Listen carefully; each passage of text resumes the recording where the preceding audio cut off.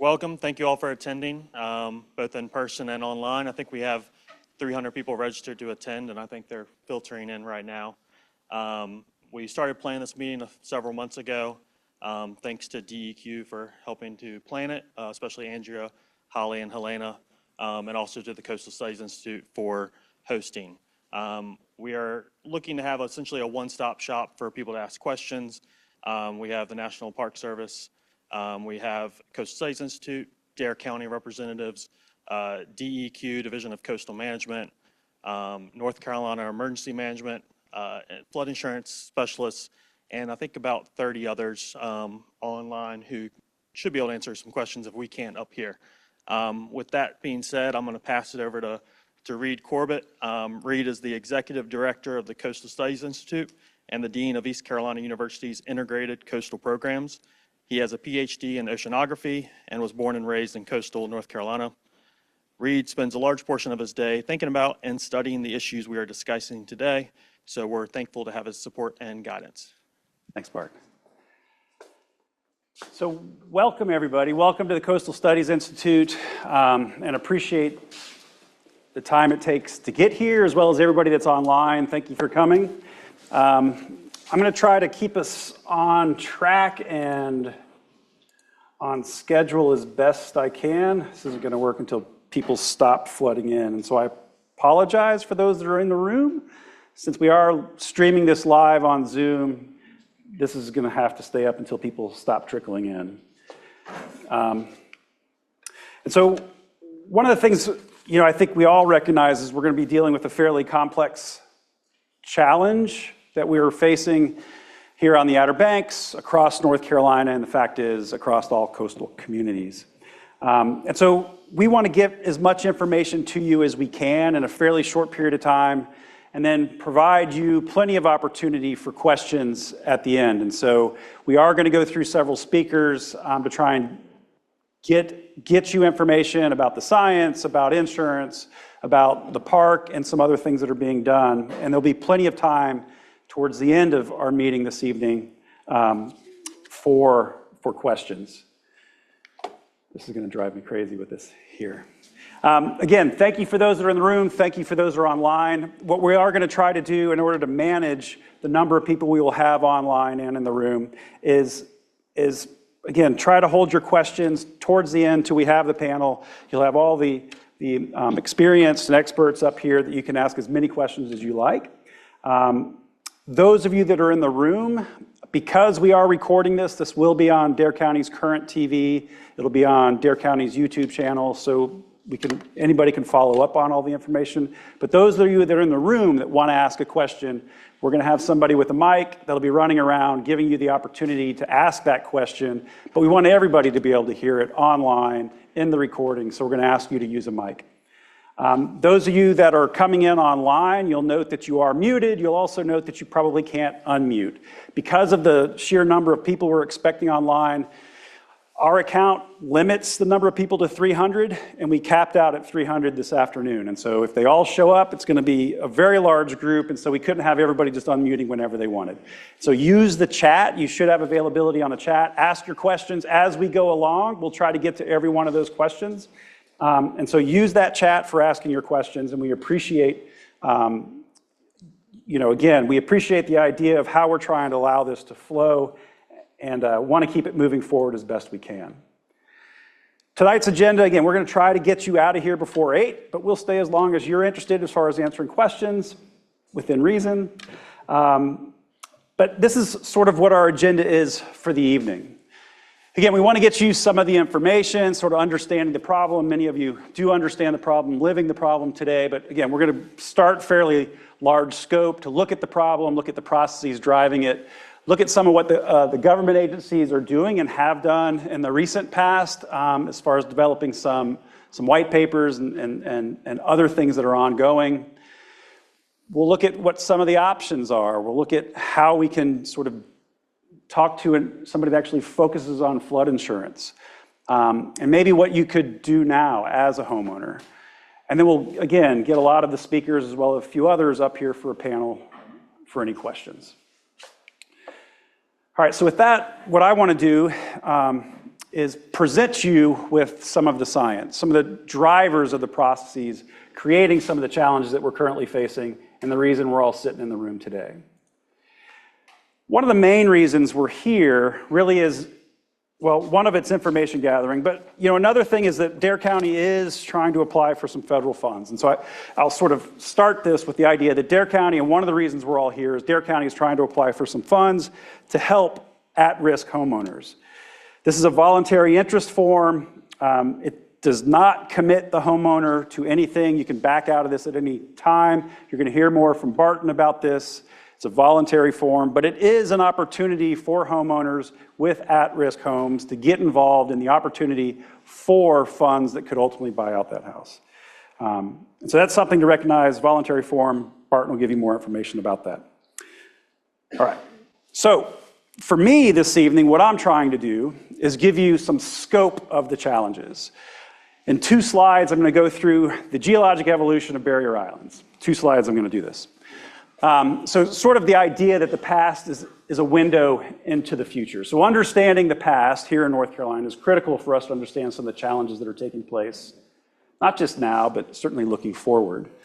I want to look at some of the modern processes, what is driving some of the changes that we see in our coastal system, and you can apply this very broadly if you'd like.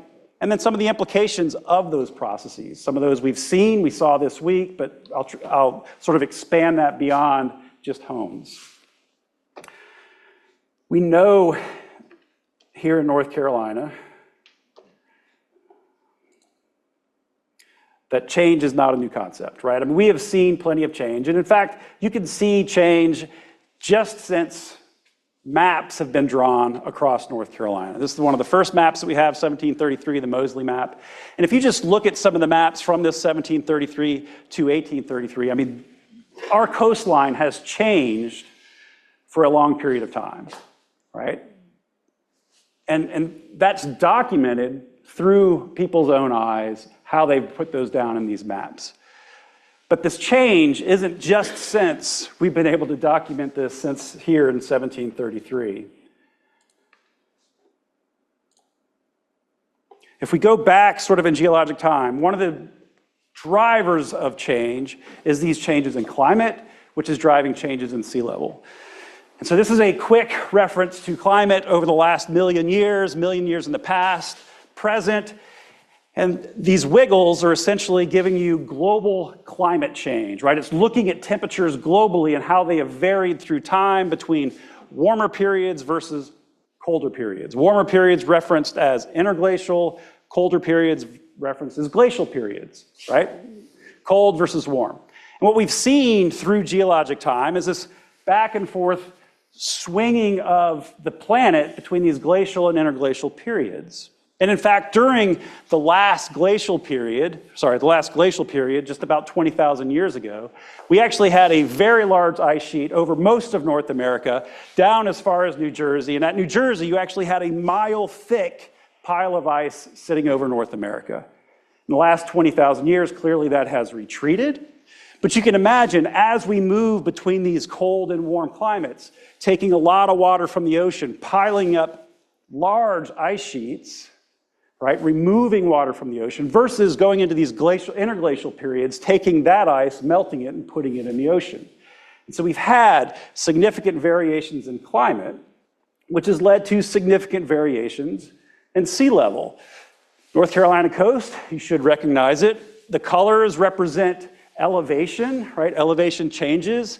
The red indicating lower elevation, the greens indicating higher elevation.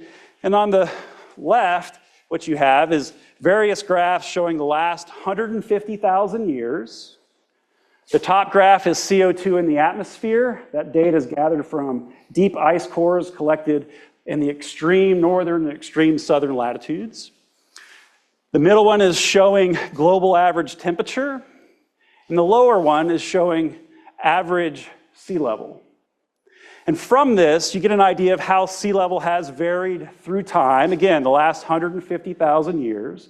Remember from that last, we had these extreme variations in temperature. With temperature, you see extreme variations in sea level. From the last interglacial, the last glacial to present. And in fact, when you sort of map this across our coastline, during this last interglacial, this is what our shoreline was. This is referred to today as the Suffolk Scarp, right? It's an old beach shoreline, old paleo shoreline. And that's roughly 25 feet above sea level today. During the last glacial max, when a lot of the ocean's water was trapped in ice sheets, this represents our shoreline. Right? That's just beyond the continental break today, the shelf break today. So we've had extreme variations in shoreline through time. This is just the last 150,000 years, which sounds like a long time for us. But geologically, that is a blip in time. And this is what shaped a lot of our coast over that geologic time. But keeping this in the back of your mind, the dynamics of our system, not just those maps I showed you from 733 to present, 1733 to present, but over geologic time, the shaping of our coast due to these large variations in sea level. Today, processes driving these same changes, these are things there was plenty of data collected that demonstrate major changes in global temperatures, right? The rising in global temperatures over the last 100, 120 years or so.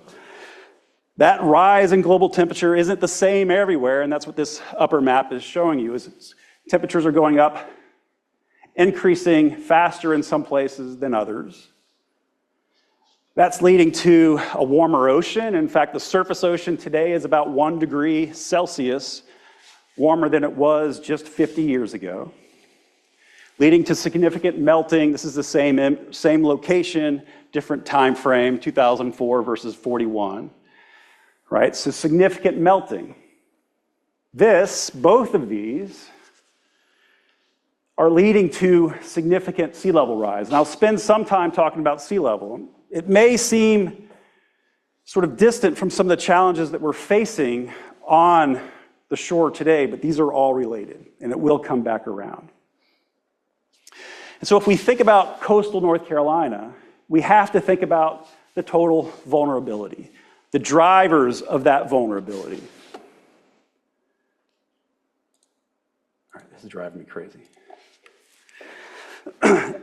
And it's not just one thing that drives the vulnerability in North Carolina. It's a culmination of many, and they're all happening at the same time. And so we can't just point to one thing or the other, but all of these are working in conjunction with another, leading to the vulnerability that we see today. And I'll talk about some of these individually, but the idea of storms, and again, this is easy to map the name storms. It's harder to map the low pressure systems like we just had, the nor'easters that we have throughout the winter. Those are often more damaging, and many of you know this, than a named storm. Our low and very extensive, certainly in the Northeast, right, very low lying. The underlying geology is also, for at least the Northeast, is also subsiding. We are slowly sinking, right, which leads to challenges, more challenges when it comes to what sea level is doing, locally and globally. So all of these things sort of play together to put us in the situation that we are in today. So thinking about storms, the idea of storms is nothing new for the Outer Banks. We've always experienced storms. But across North Carolina, and particularly in eastern North Carolina, we are seeing an increase in the number of storms. The intensity of storms we could talk back and forth about, but certainly we're seeing storms that have a lot more rain, a lot more incident rain during the time of those storms. And when you look at, I'm not getting into the actual lines. The lines refer to the money, right? The cost of these storms. But if you just look at the colors and the bars, this is referencing the number of events, not just the number of events, the number of events that cost at least $1 billion. Right? So these are major events that are occurring. It's not looking at some of the smaller events. And what you see is certainly through time, this is starting in about 1980, we're seeing those number of events. This is for North Carolina. It's not just for the East Coast. But if you look at the colors, what most of these storms, these billion-dollar storms are referencing, tropical cyclones, severe storm count, and flooding, right? It's not all of them, but that is majority of what you're seeing there. An increased incidence in storms just in the last decade. I've mentioned sea level. It'll come up again. It is going to be a driver of change in eastern North Carolina. There is no doubt about it. For North Carolina, what this is showing, this is just showing northeast North Carolina, the two tide gauges we have on the Outer Banks. One is in Duck, North Carolina, the other is in Oregon Inlet. And you can see that the rate of sea level rise, although hard to sort of put together the idea of 5 millimeters a year, 5.5 millimeters per year, hard to sort of put that together, you know, the thickness of a nickel or so, a little bit more every year. And so if you put that in a bit more perspective, roughly 1.6 to 1.8 feet per year if you use this rate. 1.6 to 1.8 feet per year, or per 100 years, sorry, per 100 years. Again, that's using this linear rate. And that's important to recognize. This is based on data. This is based on the tide gauges that we have at these two locations. Now, it's important to recognize that this is something that North Carolina is focused on. This is a 2024 report. This would be the third report that North Carolina has put out on sea level.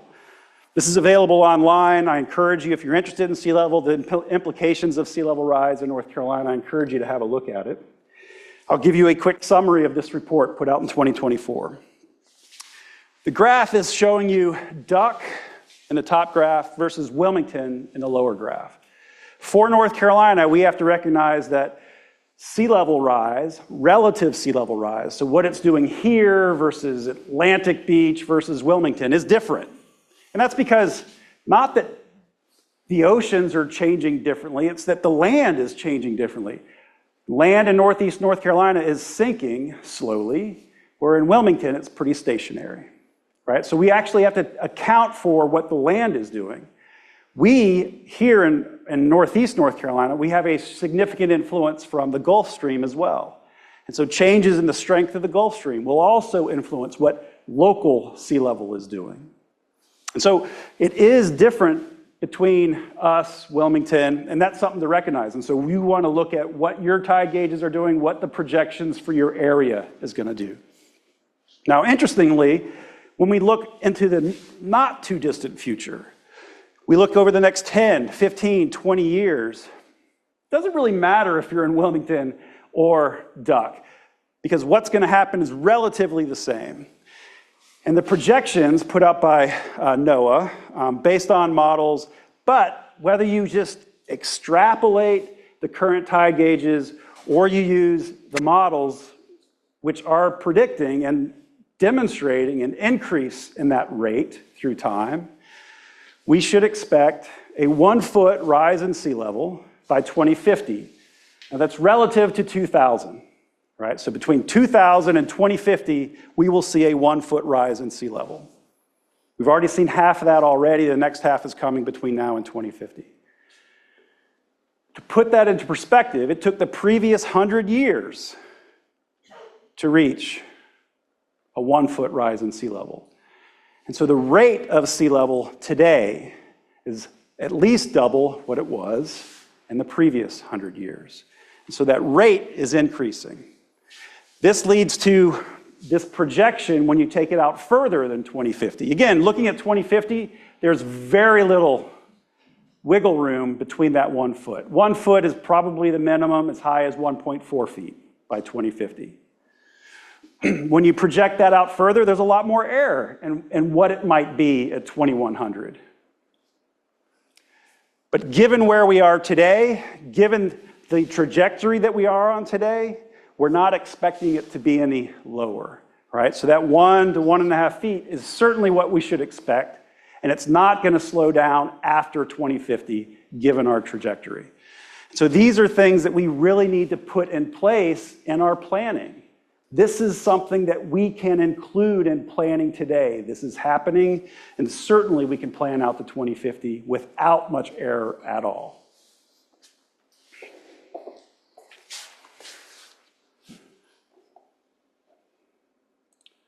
All right, so if we sort of think through that, the idea of storms, the idea of sea level rise, low-lying area, do we have examples of how these processes are sort of influencing our coastal system today?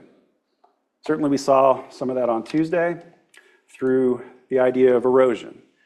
Erosion is not just a product of sea level rise, and many of you know that. It's not that it's not a product of that either, right? The idea of a 1 foot rise in sea level certainly is going to encroach on the shore. The shore will move inland. But we have seen, erosion and high erosion rates in certain areas of our coast for decades. For as long as we've been measuring shoreline erosion, we have seen erosion rates on the order of 5 to 10 feet per year, some places higher than 10 feet per year. And in fact, if you look at Division of Coastal Management, they have a website that gives you erosion rates that they've measured. What's still online today are 3 different erosion rates, 3 different time periods, 2000-ish, 2007, and 2018-ish, something like that. 3 different time periods you can actually look at the erosion rates. It's all from the same baseline, 1946. It looks at shorelines, looks at the difference of those shorelines, difference in time, gives you a rate of change. The red is an indication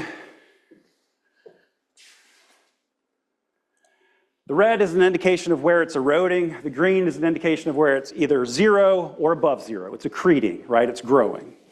You can see along the Outer Banks, we are dominated by erosion. 90% of the area is eroding. Not a big surprise, but right? I mean, you can sort of see it there. At least it puts it into perspective, the amount of area that we are seeing eroding. On average, across the Outer Banks, we're looking at about 5 feet per year, but there are areas like Rodanthe, like Buxton, that have rates of erosion as high as 13 plus feet per year. Right? That's a real challenge.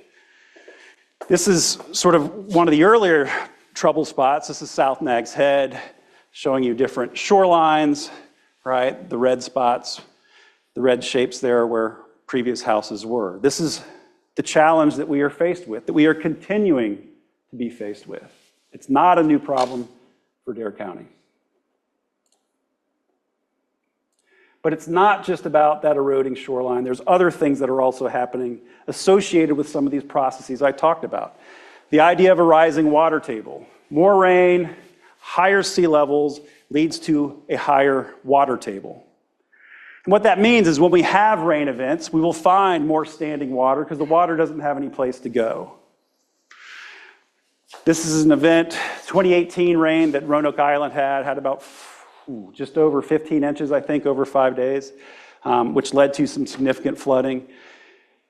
We're seeing more challenges with outfalls. I mean, the fact is, as sea level continues to rise, yes, water runs downhill, but if the water rises, the steepness from where that water is running, the gradient's just not there anymore, which is creating some challenges for getting rid of that water.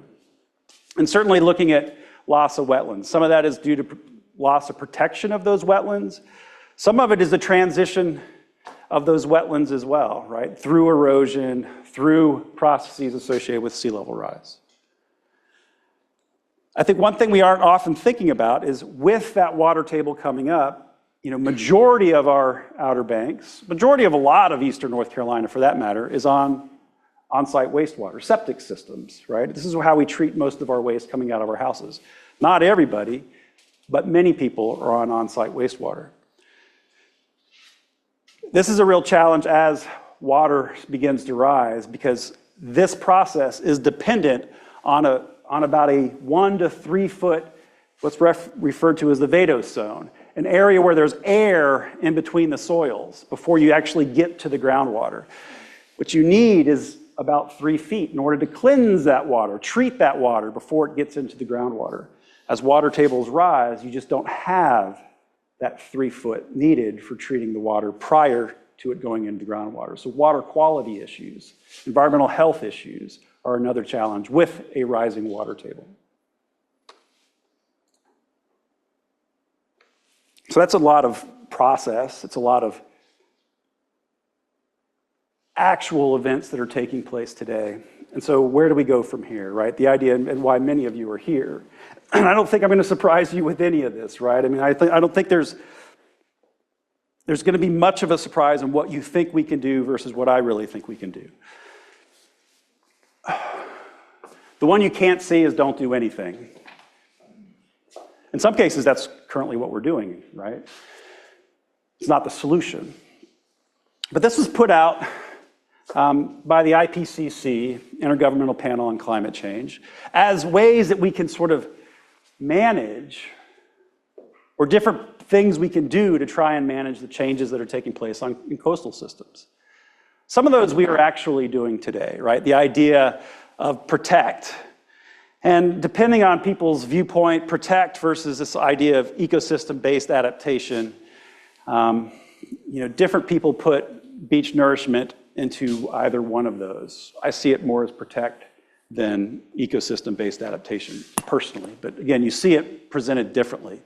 But this is a way of managing some of the change associated with shoreline erosion that's being driven by multiple processes, energy in the system, sea level rise. Accommodate, right? A great example of accommodation is the Jug Handle Bridge. And the idea of destruct or move, and I don't mean destruct as in destruction, although we have just seen that, but the idea of potentially doing this on our own as well is making the choice to do that, or making the choice to move the home. And we're seeing more of that today. This is where the challenge begins, is how we sort of manage some of these changes. What do we do to address the changes that are taking place? We actually have a pretty good handle on the science and understand the drivers of the change. But as a community, we really need to make some decisions on how we are going to address that from a community's perspective. And so I appreciate people coming, listening to the science behind some of this to get to the real sort of challenging part is what we do to address some of these. And it's not that we aren't doing anything. There have been some efforts in the last many months, a couple years, to try and address some of the challenges that we have faced here in Dare County. We've had many visits from some of our state as well as federal leaders. One of the things, just to point to one, is a bill that Senator Murphy put forward to try and sort of deal with some of the insurance issues, right? The idea that insurance isn't going to pay out until the house falls. I'm not saying that bill's going anywhere. Maybe it will, maybe it won't. But that was an example of trying to take some of the information that was given to one of our state leaders and seeing if there was something that could be done about it. It's one example. Another example is something that Dave Halleck was a part of, and sort of that working group that was trying to consider different ways of managing the at-risk oceanfront, and put together a couple examples based on other states, examples from other states. And so there are things that we are trying to do. There are things that our county, our park, our state leaders are trying to do to consider how we move forward in some of these at-risk homes. So with that, I'm going to introduce Dave Halleck. Dave is the superintendent of the National Parks of Eastern North Carolina, including the Cape Hatteras National Seashore. I can certainly attest to this. Dave's an avid advocate for preserving our coastal resources, enjoying the recreation opportunities they have to offer. Comes to the job with a master's degree in wildlife and fisheries biology, and is going to talk today about the outcomes of this work group, as well as some other interesting topics, and maybe how that work group can help address some of this. So Dave, I'll leave it to you. Yeah, please. Yeah. Can you hear me okay? Thank you, Reed. Pleasure to be with all of you this evening. Thanks for taking the time to come and learn more about this topic. It's a serious topic. I have the pleasure of managing Cape Hatteras National Seashore. This is the first national seashore in the United States of America. It's about 80 miles long. It's incredible. People come from all over the world to see it, to relax, to retire, to spend time with their families. It's important to all Americans. And the threatened oceanfront structures issue has become one of the challenges, given that many of these structures are next to or right up against or sometimes on top of Cape Hatteras seashore beaches. So I'm going to talk just a little bit about the problem and then give you a quick overview of the Threatened Oceanfront Structures Working Group report that we worked on with the Division of Coastal Management in the state of North Carolina here. I do want to thank the state of North Carolina and Dare County for hosting this meeting. There are no silver bullets to this issue. We're not going to hear about all the solutions tonight. If this was an easy problem to solve, somebody would have solved it a long time ago. This is a problem that states are dealing with from Maine to Florida, Gulf of Mexico, California, and beyond. So it's something we have to work on together and slowly find new solutions for. So some of these slides are a little bit of a repeat of what Reed did, but I just want to stress the fact that these problems are coming from processes that have occurred for a long, long period of time. All of these greenish or yellow lines on the map are shorelines, historic shorelines. And I want to point out the shoreline all the way on the right side of the image here. Reed also showed this. This is from the 1850s. That's not that long ago, actually. And these other shorelines here are from the 1940s and beyond. Reed had mentioned that the state of North Carolina has erosion rates published for different time periods. We've done the same thing to update some of those rates. So we've looked at the shorelines between 1998 and 2025, and we use that information to develop shoreline change rates. And in most cases, other than the few greenish spots on the last map, we're finding that, not surprisingly, the shorelines are generally eroding everywhere. This is Buxton, North Carolina. If you're familiar with Buxton, up at the top there is the Fessenden Center. I happened to give this a similar presentation just a few weeks ago related to Dare County's proposal to repair a groin there. And I just wanted to point out, even there, we have some very, very quick rates of erosion. They do approach more than 10 or even 15 feet per year. That doesn't mean that every single year, 10 feet of shoreline is absolutely going to erode. There may be some years where it's less. There may be some years where it's more. But over the long term, we are seeing significant erosion.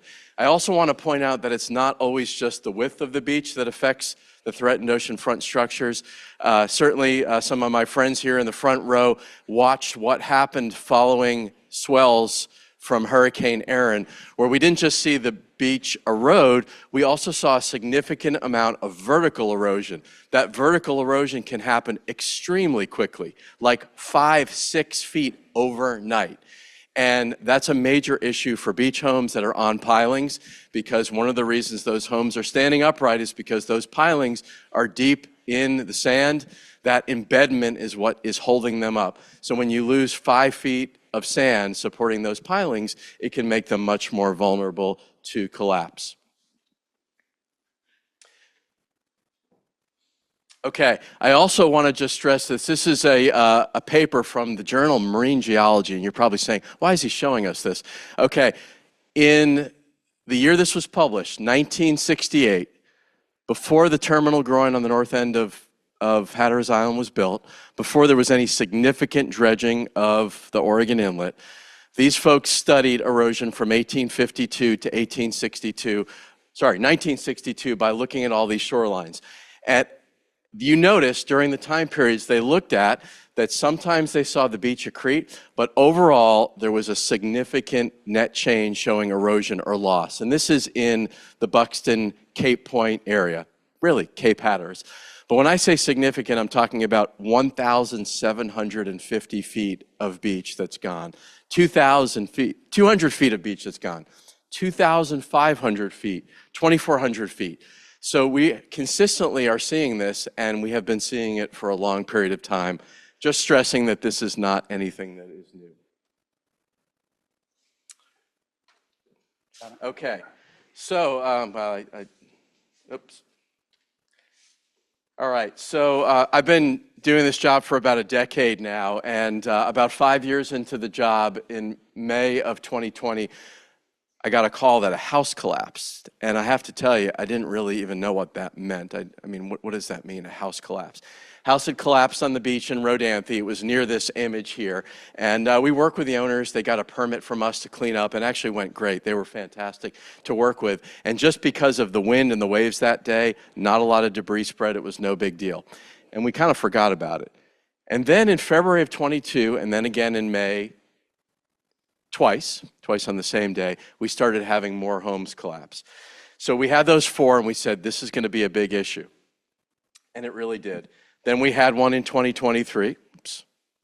Then we had one in 2024, and then another one, and then another one, and then another one, and then another one, and another one in November, and another one, I'm sorry, that should actually say 2025. We had one in Buxton, and this is the first time a house has collapsed in Buxton in a long period of time.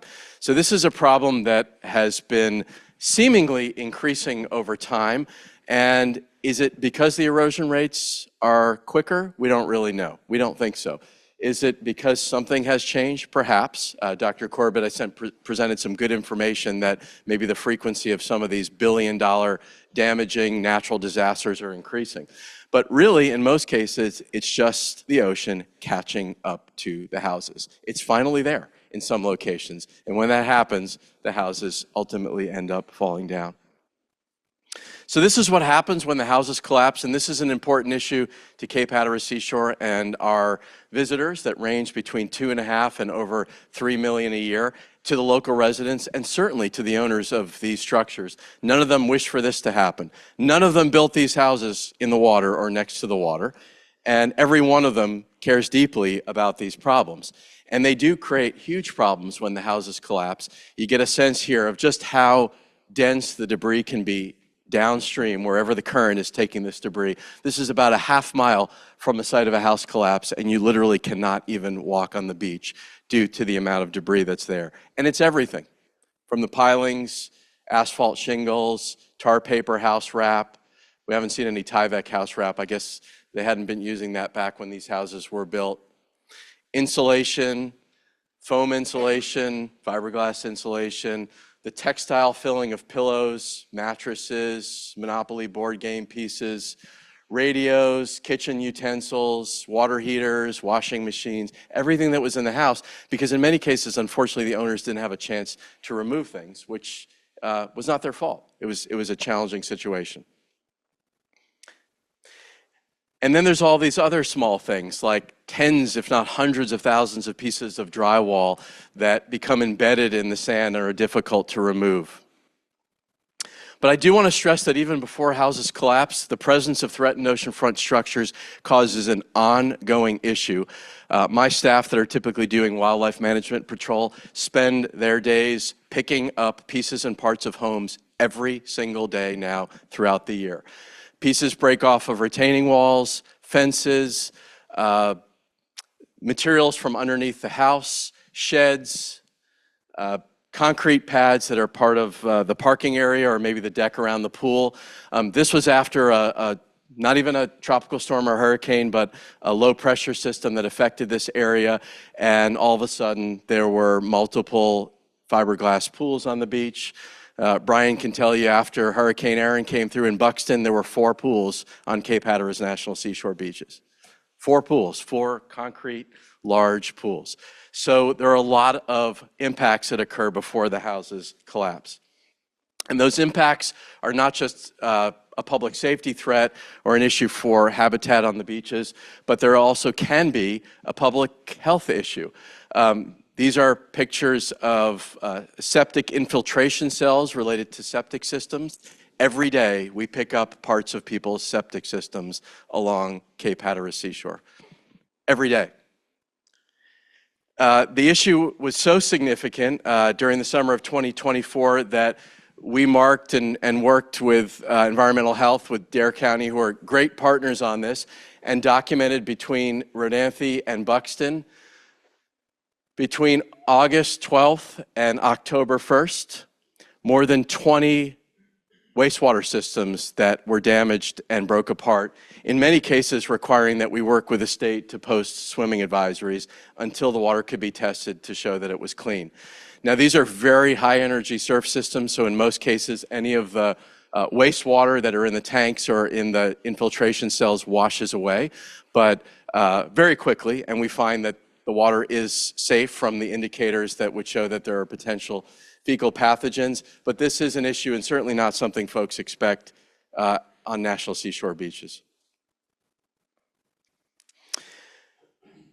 These are the septic parts that we picked up just in a section of beach that is 1/10 of a mile long following the swells from Hurricane Aaron. I don't build septic systems, but I suspect that's enough probably for a new three-bedroom house. You can also see the debris. That's just one portion of debris. We filled 9 full-size dumpsters with house debris and septic parts just from the swells from Hurricane Erin. And so this gives you a feel of sort of what happened in this area. This is a picture looking at a home that unfortunately collapsed recently. This is August 27th after Erin in Buxton, and you can see September 17th. And I mentioned before this problem of vertical erosion. Look at the amount of sand that's around the pilings here, and you can see how that vertical erosion most likely affected a lot of these houses.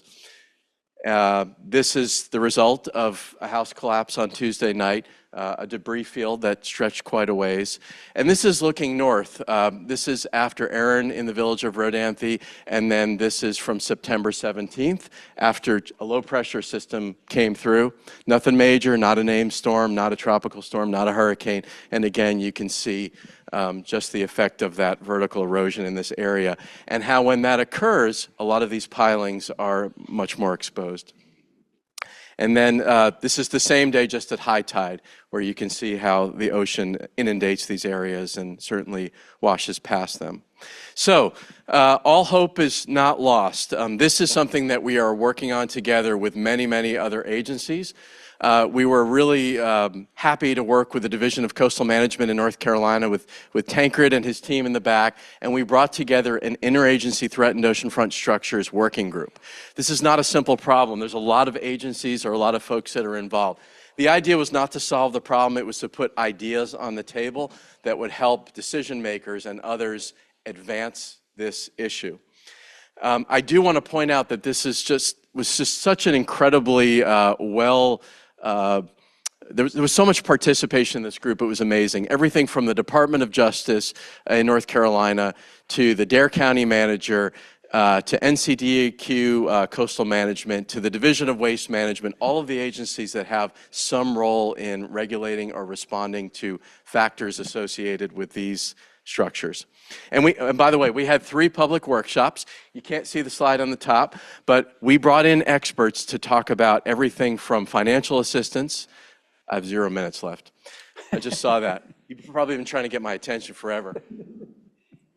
Come up and hit me, okay. Role of public and private insurance, and then legal and regulatory authority. So if you have a chance to look at this report, you can learn more about the ideas that were presented.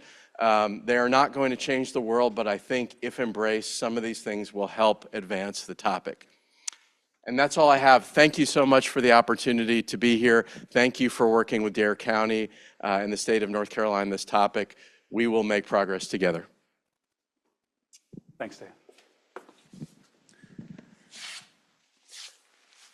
All right, so with some of that information, with the idea of the slide I showed earlier, I mean, the idea of what can we do sort of right now? What can a homeowner do right now?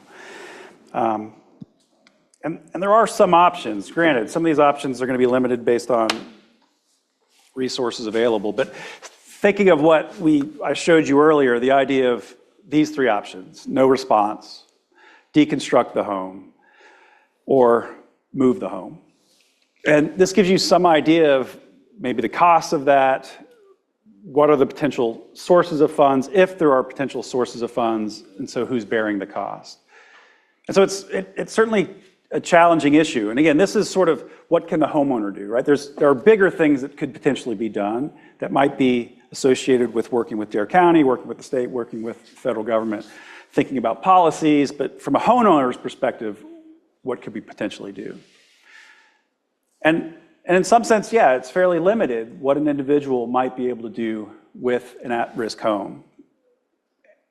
And it's also not that cheap, right? This is a challenge that is faced today, and this is why, in many cases, right, what we're seeing is the idea of letting the home collapse. It's not that they want to let the home collapse. Some of this is just the challenge associated where we are today.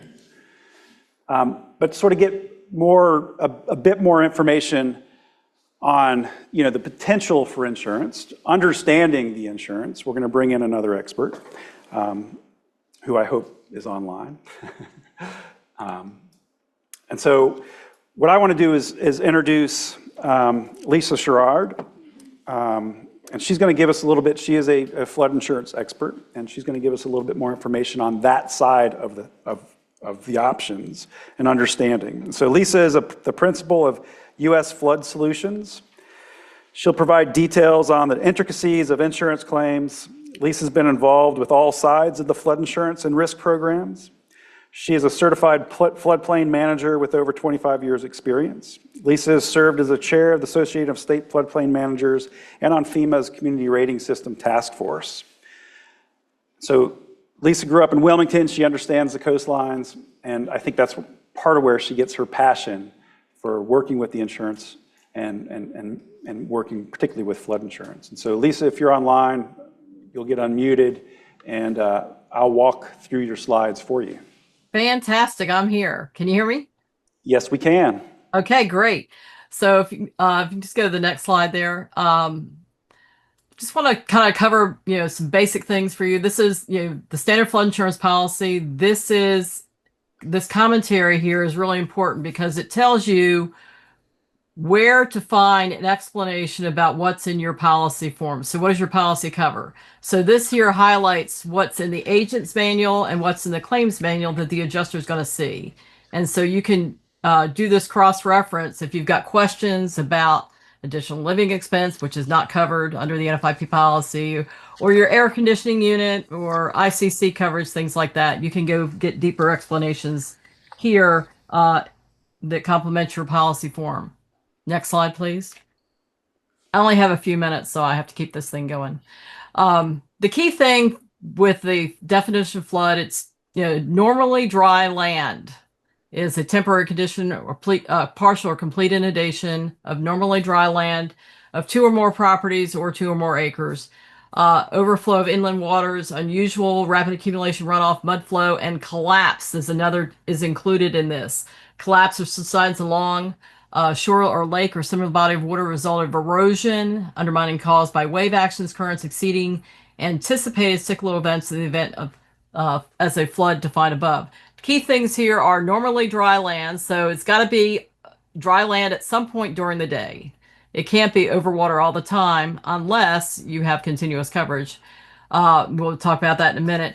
And then collapse, if that happens, your policy will pay if it's a higher than normal event. And it's a flood. If it's a nice, beautiful day, the water, no unusual event, there could be an issue with the policy paying if it doesn't meet the definition of a flood. So again, you have to have a triggering event in order for that to be. If the structure, next slide, please. If the structure becomes entirely over water, and when it was constructed, it was on dry land, it is eligible for coverage, provided you have continuous coverage. That's important. Don't let these policies lapse because under the new rating system, we cannot change that date. You have a 29-day grace period. On day 30, that policy is gone. We cannot rewrite it, and you would not be eligible for a building entirely over water. Next slide, please. Talk to you about one thing here, loss avoidance claims. For example, if you have a event coming, say we have a hurricane coming, there is a provision under your policy, next slide please, for loss avoidance. You can rent a U-Haul, you can hire a crew to unload the house and move the contents out of the house with that notification of a triggering event. So like we have a hurricane coming, we're going to be starting, evacuations. We're doing our hurricane prep. You can get a U-Haul and move all the contents out of the house. Your policy will pay up to $1,000 for moving expenses and storage. The storage has to be outside the floodplain. So you'd have to move it to a dry area, so it wouldn't get it impacted. But that's $1,000. There's no deductible for that. And it does not count as a claim, so you wouldn't get hit with repetitive loss. But it could be sandbags, plastic sheeting, anything you see here listed. That's important because this is a most underutilized portion of the flood insurance policy. Also want to say for if your claim is denied or a portion of your claim is denied, you can appeal. Once you have a claim and you may get the first check and you may find out that that check was enough to cover the damages, you can go back for a supplemental.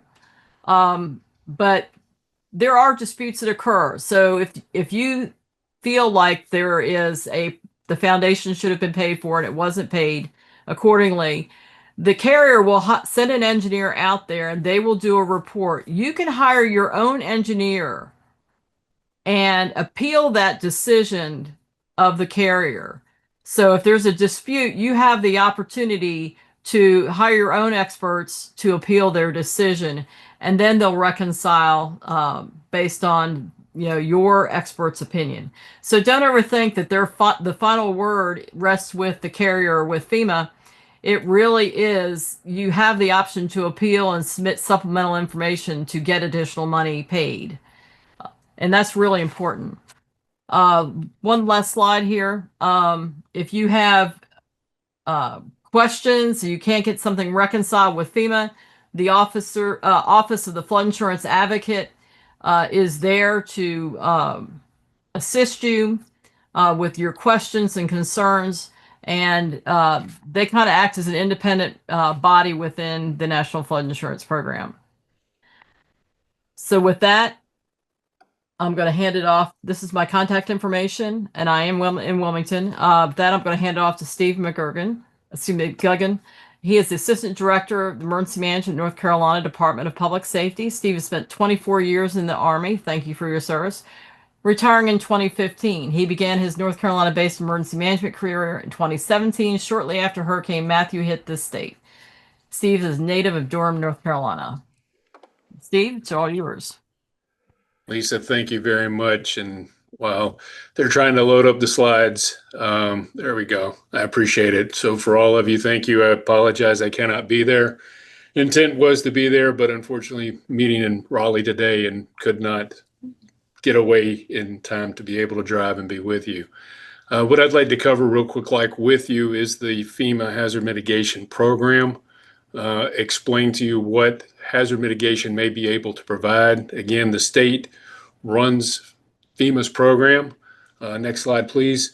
Hazard mitigation assistance are grants that are provided by FEMA. And again, the state manages those grants based on the funds provided. Please understand the state, while it will work with you to build the application and get that application submitted to FEMA, FEMA is the one that approves whether anything can be done and provides the funding for that. Again, we're trying to mitigate risk, trying to break the cycle of the damage, and we focus at wide risk reduction projects as well as home projects themselves. If you can go to the next slide, please. As the state, again, we're going to apply for the funding on your behalf. We will work with FEMA to get that funding and to basically argue for your properties to be taken care of at all possible cost. We work to get them to a benefit cost ratio of 1 or greater. That is something that must be met. It can be looked at as an overall project. So if there's 15 homes there in your area that we are trying to do with Dare County, and maybe a couple of them don't meet a benefit cost ratio of 1 individually, we will group as many homes together as possible to get the overall project greater than 1. So while that benefit cost ratio of 1 or greater may be a concern if you have a very expensive piece of property, given what FEMA allows per property, again, we work to build a project that meets that benefit cost ratio of 1. Depending upon what grant we are after and try to put you into, that grant may require that you have an active NFIP policy. Again, some grants do not. That's basically the hazard mitigation grant that is provided to the state after a declared event. But if it is a non-declared grant or a non-disaster grant, then an NFIP policy will be required. Again, we work with each of you, dealing with the county and with the homeowners to be able to meet all those requirements. Finally, what I will like to say is that based on the value, and everybody, and I can see in the chat, a lot of this is going on asking about value. What the grant will pay, whether it is a disaster or non-disaster grant, is it will pay at the time of acquisition the pre-storm value or the current market value. And again, that's left to me working on your behalf to get the most value for the property. It does not pay the tax card value. So if your tax card value says it's $250,000, if the pre-storm value could be higher than 250, we will go for that amount. If the current market value is greater than 250, we will go for that amount. If the amount at the time of appraisal is less than the tax card value, I cannot get the tax card value. It has to be the appraisal at the time that the acquisition, if you're going for acquisition, at the time of acquisition. I will also say the previous slide before I started this also talked about moves. Please understand, we may be able to move the home, but to be able to move it, it has to be to a property that is not located in the special flood hazard area. Unfortunately, most of the Outer Banks, as you know, rate as a special flood hazard area, meaning that it is going to be covered with water at some time. That makes it very difficult to do the moves. But if there is a piece of property and you own that piece of property on the island and it is not located per the flood maps in the special flood hazard area, a household move may be possible. But again, we have to work the cost. And we have to work each of those again with the county and the homeowner on a case-by-case basis. Again, very fast, and I understand it was very fast covering this. Next slide, please. I know we can't take questions right now, but once we go to questions, if there is any, I'll be glad to answer them. So with that, I will hand this off to Barton Grover, who is there representing you from Barton County, Dare County, and who we work with very often. But Barton is the Grants and Waterways Administrator for the county, a graduate of UNC with a Juris Doctor degree. And he'll explain if you are a homeowner, a home at risk, and interested in the FEMA grant programs. Again, Barton will be your contact to submit an application to the state. So Barton, I'll turn it over to you. Thank you, Steve. So yeah, I'm just following along with what Steve brought up. Essentially, what are the opportunities right now? He kind of dived into the details of each program. Currently, there is a HMGP opportunity, the result of a disaster, both from post-tropical storm 8 and also Helene. And so this is a competitive process. We'll switch slides. Okay. And so the first one is the HMGP. As I spoke about, Dare County has previously elevated over 100 structures through this grant program, and we're currently elevating some right now. So for a lot of the homes maybe that aren't first row, second row, or farther away, this is an opportunity for you all to apply for an elevation. That is above base flood elevation. A lot of the homes built recently are already at the required elevation, so it would be a one-on-one review to make sure you are below base flood elevation in a flood zone to qualify. But just so you all know, we're not just talking about acquisition, we are talking about elevation also. And then also, as we talked about, voluntary acquisition at a negotiable fair market value. Steve dived into kind of the details of that, so I don't need to elaborate. And as he spoke about, it is a competitive grant with limited funding and a 2 to 3 year plus timeline. So I just want you all to temper expectations on the timeline of what FEMA and HMGP can do. Right now, the deadline is October 31st. We are hearing that that might be extended, but we do have a turnaround time for you all to get the application to me, and then for us to turn it around to Steve and the state. So please, if you can, submit an application by October 15th. If you're in the building, there are applications over on the table over there. This QR code that's on this presentation also has a link to request the application, and you can always reach out to me. My contact information is on a couple slides from now. Next slide. And then future grant opportunities. Obviously, we have this one that has a deadline of October 31st, but there are future opportunities not just related to storms. One is called the FMA. That is available each year to whether elevate or acquire, typically for severe repetitive loss structures. But we can only apply for these grants if we have applications from you all. These are awarded by property. We don't receive funds and then dole them out. We have to have a homeowner complete application for that specific property because that's how it is awarded. So if that homeowner pulls out at a future time, that money isn't available to transfer to someone else who's interested.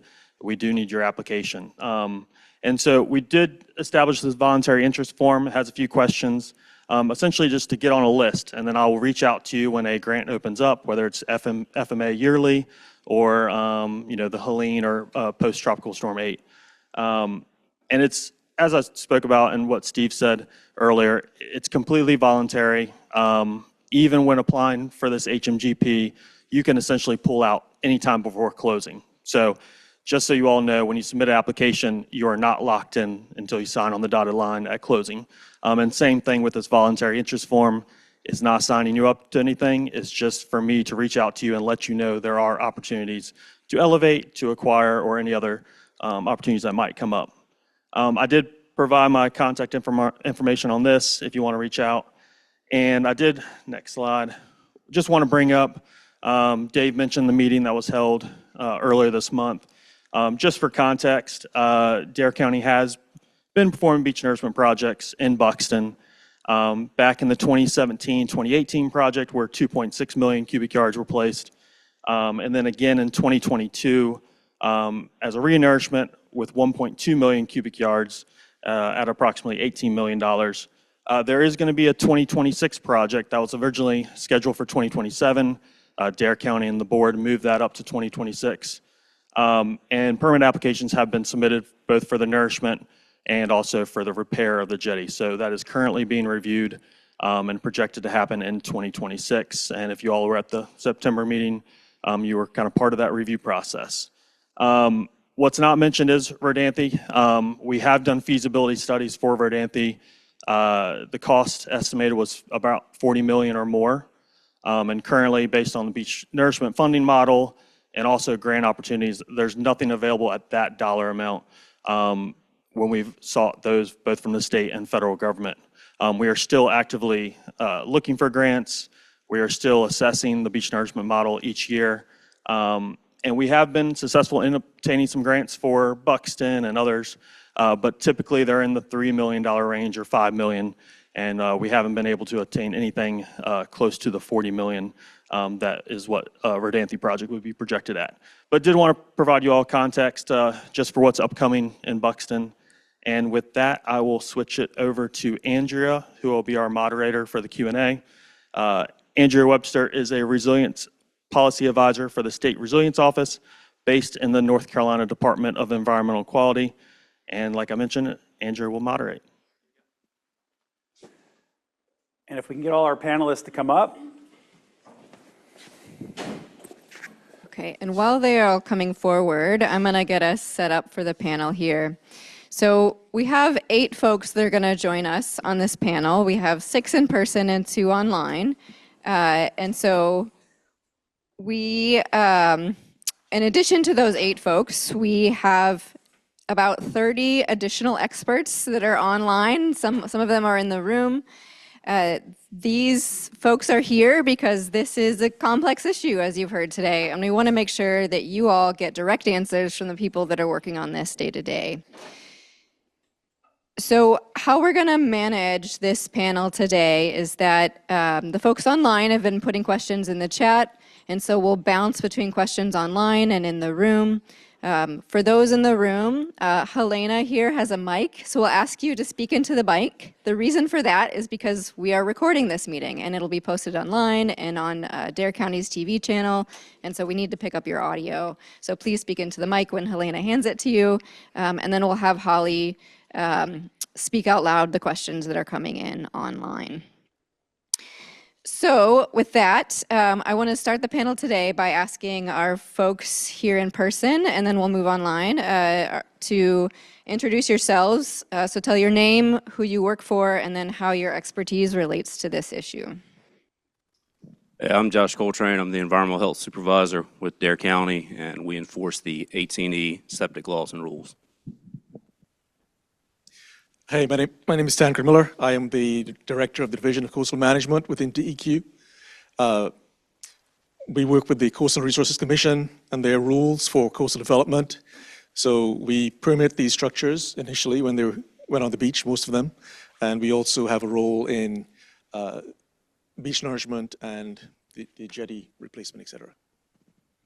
I'm Dave Halleck. I'm the superintendent of Cape Hatteras National Seashore. I have the pleasure of managing about 80 miles of public trust beaches and working with many of the homeowners whose houses are right up against Park Service property. Again, I'm Reed Corbett, the Executive Director here at the Coastal Studies Institute. I've been working on the Outer Banks, studying the Outer Banks since about 2000. I grew up coming to the Outer Banks, although my expertise really is in sort of in coastal change. Again, I'm Barton Grover. I'm the Grants and Waterways Administrator for Dare County. And like I mentioned, I will be your contact if you are looking for grants. And so feel free to contact me anytime after this meeting with any questions. Hello, I'm Allison Flynn. I'm a coastal advocate and environmental economist with the North Carolina Coastal Federation. We are a nonprofit, member-supported nonprofit that works in the state of North Carolina within the 20 coastal counties. And I have previously served as part of on the panel giving policy advice for the Threatened Oceanfront Structures report. And I think our last person's online, so. So Steve and then Lisa, would you like to introduce yourselves again Yes. briefly? Lisa Sherrard, Choice Flood Insurance and U.S. Flood Solutions. I am in Wilmington, and I'm former state coordinator, so I used to run the mitigation, mapping, and compliance programs, and very familiar with Dare County. And good evening again. This is Steve McGugan. I'm the Assistant Director for Hazard Mitigation for North Carolina Emergency Management. All right, well, let's open it up for questions. Do we have any in the room? We'll start here. Why would it take 10 months for paperwork to get your house moved on your land?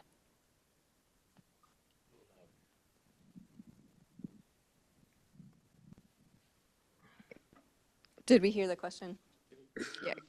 Can you repeat the question directly Why into the would mic? it take 10 months to get permits to be able to move your house on your land? I guess that one's for me. I'm aware of your case, and what I can say is it comes down to choices that are made as to where that house is going to be moved to. In this particular case, there was one option to relocate that house to a spot that could have been permitted within 10 days, or the other option was to relocate to a spot that involved filling of coastal wetlands and 404 wetlands, which takes a longer time to permit. And we got a question in the front.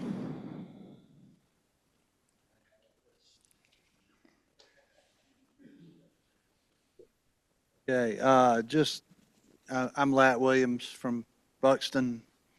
My house is currently uninhabitable, although it's not damaged itself. Okay, Dr. Corbett, in the stats that you showed, the increasing number of billion-dollar catastrophes, just curious, was that $1 billion adjusted for inflation? So this is a data set from NOAA. If I remember correctly, it basically is $1 billion based on the year that storm took place. Okay, so then the more recent years with inflation and everything costs $1 billion, you're going to naturally see a big increase in the number of billion-dollar storms. Is that correct? Certainly, but you also have to recognize that over the last 25 years, again, that data set was for about 1980, the number of homes that we have in harm's way has also increased. I understand, but I guess my point is it skews negatively. When you look at that, you think, oh man, this is just increasing like crazy, but a storm 30 years ago did not cost the same as a storm today. So I would need to go back and check that data Okay. again, it's not my data, but it's a great question. And so for me I don't want to tell you wrong, but I'll check and certainly get Okay. back with you. Because it would be good to see it if it were adjusted for Sure. inflation. You also mentioned, when you showed that picture of the previous erosion trouble spot in Nag's Head, Nags Head, South Nags Head. why previous? What happened? What I meant by that is those homes were previously there. I mean, that is still an area with high erosion. Okay. Right? The erosion rate in that location is still 10+ feet per year. And so, Okay, I just, it sounded yes, so possibly like that had fixed itself. has not. Okay. Dave, you very quickly ripped through a slide that had a report. I think it was about possible solutions, and there was a whole laundry list. I didn't even get a chance to take a picture of it. Where do we get that report? Yeah, so you can get that report online, and I'll leave you with a copy. Just Google Threatened Oceanfront Structures Working Group Report, North Carolina, and you'll see a web page that's managed by the state of North Carolina, by the Division of Coastal Management, and right there, front and center, you just click on it and you can download the report for free. And yes, it has a list of 11 ideas that are meant to advance the issue of solving the threatened oceanfront structures problem, everything related to insurance reform, ways to provide more financial assistance to homeowners to move or remove their houses, et cetera. Lisa, you there? Lisa Sherrard?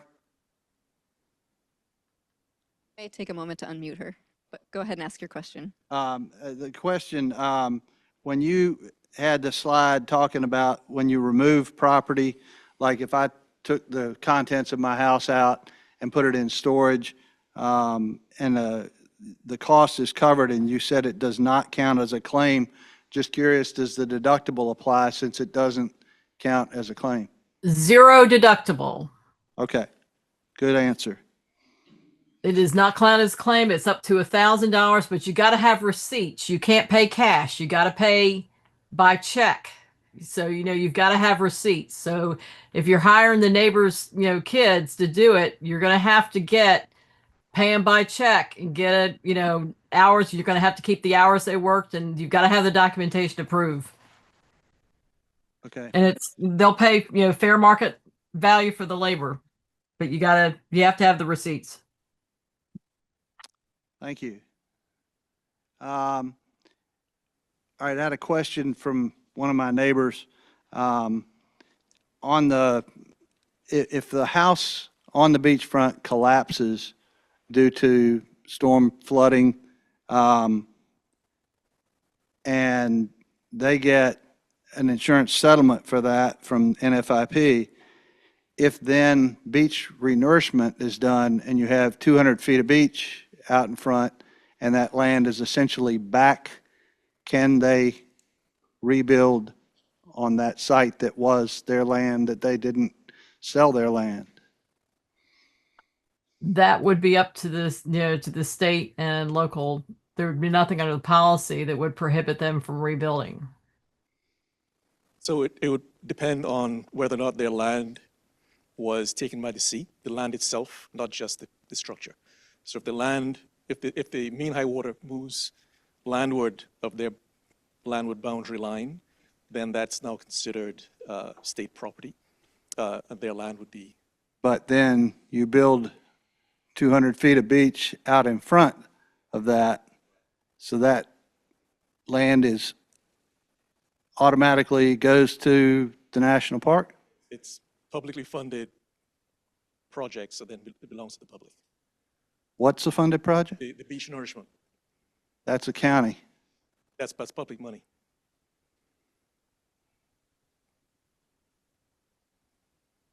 And we'd be happy to dive into that more afterwards too. taxes So we for can, that. it might be helpful to draw it out on a piece of paper. To follow up real quick on your question regarding inflation, it is inflation adjusted. Hi, Amy Kramer, 23038 GA Kohler Drive. I appreciate your science very much, but this is more than a science issue. This is a personal issue. And I don't know if you've ever had the unfortunate opportunity to listen to a house fall into the ocean. It sounds like ribs being cracked during CPR. That's what it sounds like. So I'm just a little confused as to why the number of 40 million is surprising for beach nourishment in Rodanthe, Mr. Miller, when we've never had beach nourishment. And if we add up the cost of other areas, looking at just what you've shown here, seems reasonable that I believe since 1995 we've not had beach nourishment, that by not taking care of that for so many years, 40 million would be reasonable. So why is it that Rodanthe is the only place that's not getting beach nourishment? And please don't tell me it's because we don't provide enough money, because no one wants to hear that they're poor.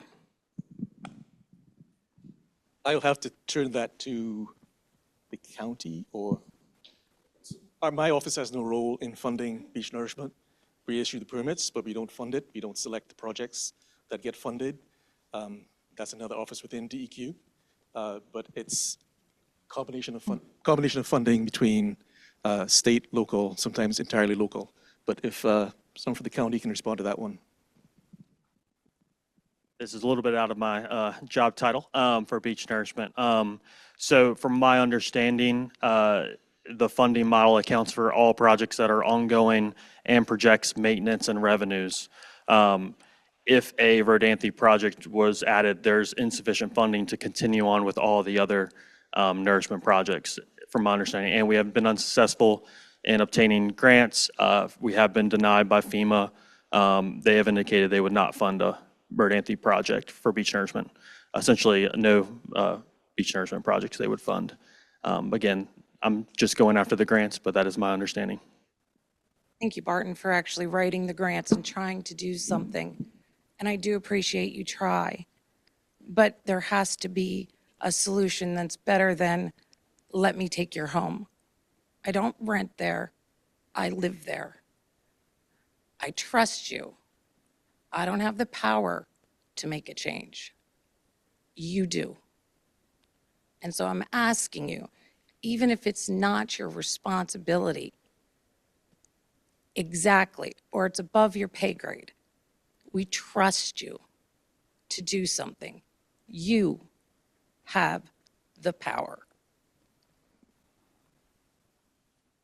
Thank you very much. Let's move to some questions online. Maybe we'll take 3 questions online and then we'll come back to the room.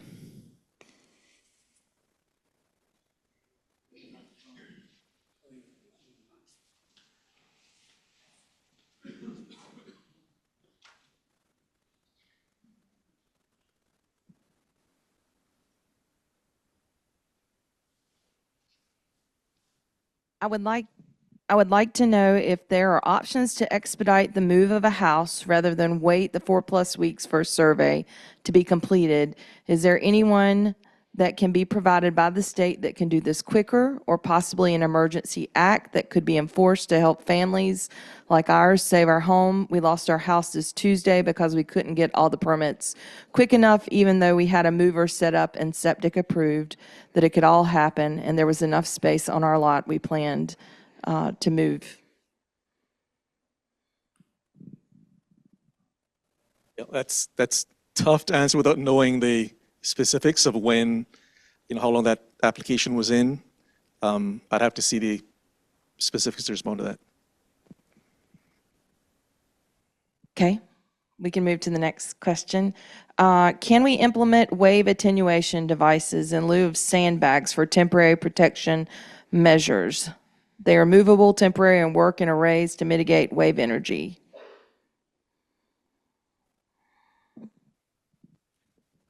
Okay. So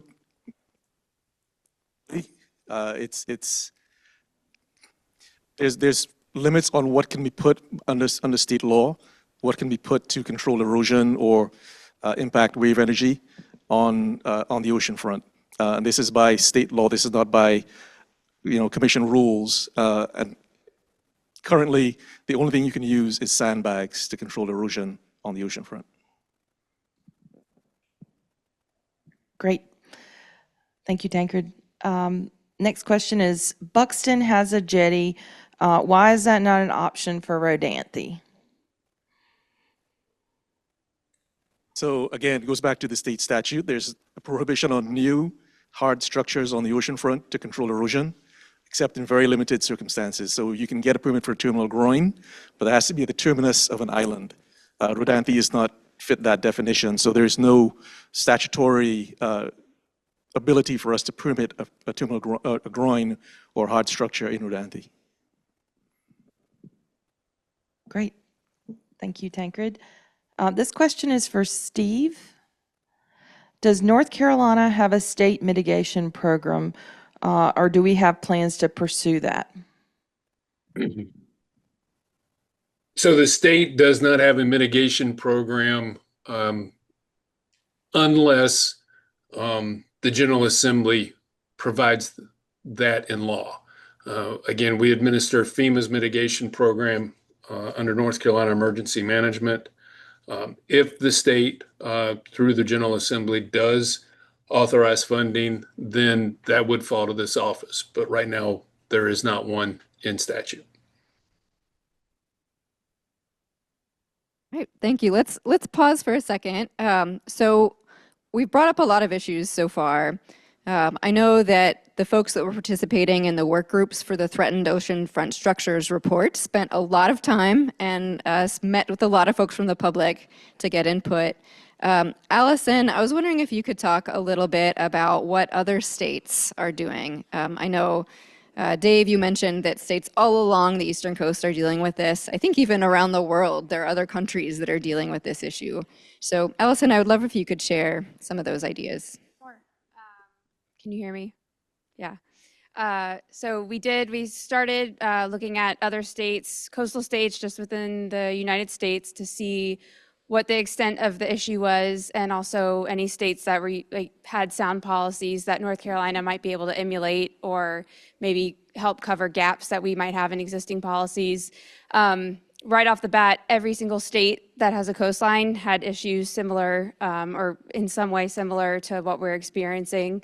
And some of the themes that quickly popped up from states that are working to address this through policies surrounded disclosures. They also surrounded identifying, properly defining what a cleanup looks like, and what authority, or who has the authority to make sure that a house collapse is properly cleaned up, whether that's on the homeowner or the local government. I think a couple states like Hawaii was very interesting because they were actually going through the same thing that North Carolina was back in 2022 when we had back-to-back house collapses in Rodanthe. They had a similar situation, very different coastline, but they also formed an interagency working group that not only involved agencies, but nonprofits in the scientific community, and pushed forward some policies from that surrounding the cleanup efforts, and also what it means, kind of defining better what it means to have a house that was on private property, and then due to whatever erosion or landslides in Hawaii's case, kind of how to handle that now that it was on public property. So those are kind of, I guess, the themes that really popped up from that research. Great, thanks, Allison. It's really helpful to hear that it's not just us struggling with this issue. And hopefully someone, if we don't come up with a good solution first, hopefully somebody else will that we can mimic. Next, I'd like to hand it over to Josh a little bit. So Josh is with the local health department here. So Dave, we saw your very impactful photo of the piles of septic system pieces that were just, kind of gathered in one day. So, Josh, can you talk a little bit about what the kind of like why this is happening and why we can't prevent it from happening? From like, why can't we just go and remove all these things ahead of time, or why do we keep seeing these septic systems exposed? Well, we have to stay within the scope of the state 18E rules, and these property owners do have rights. The first step, when the septic system is damaged, they have to initiate an application with us and then have a new physical survey done showing the mean high water mark. They submit that to us, we review it, we look at all the setbacks. If they meet the setbacks, then we are legally obligated to issue these people a repair permit. That's that we have to stay within the scope of the laws of the state. Thanks, Josh. That's helpful. All right, let's do 2 or 3 more questions here in the room.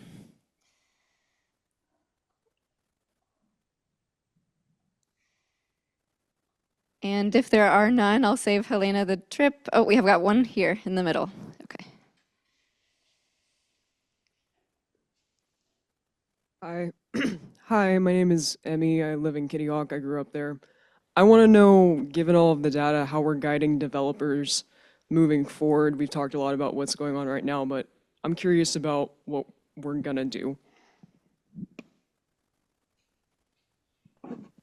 I think it's a really good question, and it's important to address at the state level, local level. I think at this point, when you look at North Carolina and where we sit in policy related to development, related to sort of home development, we're still using policies from, I believe, 2018, where most states are using policies from 2020 or newer. And so North Carolina is behind, in my opinion, on what we should be doing as far as development and policy related to development.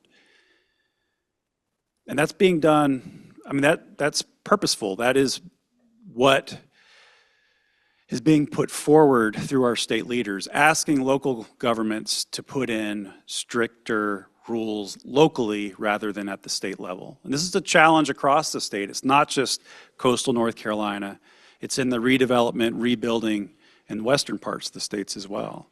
Right? North Carolina needs to look at how we're developing, where we're developing, and update some of those rules to prepare, just like you said, to prepare for what's coming. That's, again, not from a policy person, but from science. What I would add to that is, if you look just at DEQ, you have Andrea, you've got folks in the back, you've got my office. We're working on the resilience concept and working directly with local governments, providing scientific information, technical information, engineering information, et cetera, providing resources to these communities and to the folks who live in those communities to help them understand that they can do things voluntarily, not just looking at what's the minimum standard in the building code, what's the minimum standard in the CRC's rules, but how can you do better? How can you look forward to things that are coming in the future and all the stuff that Reed and Dave showed. So we're providing resources to help folks to get to a better place when they do either new development or redevelopment.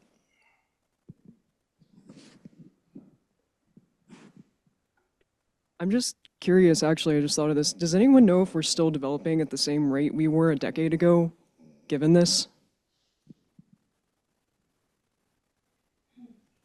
I don't know that specifically, but I know on Hatteras Island, the amount of vacant lots that are left to develop on are, they're few and far between. So I'd say that that would be a big constraint moving forward with the rate of development on Hatteras at least.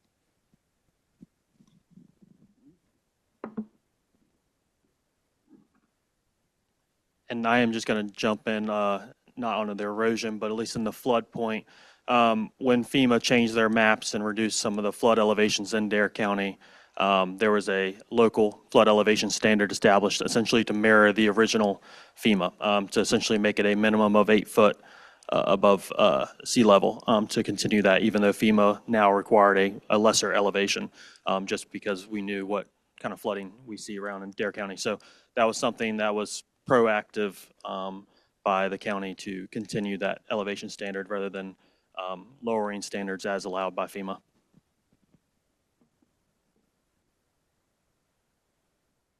Okay, let's move to a few questions online. I'm guessing there's a few more lined up. So if we could take the mic to the back of the room, and we'll read off a few of those.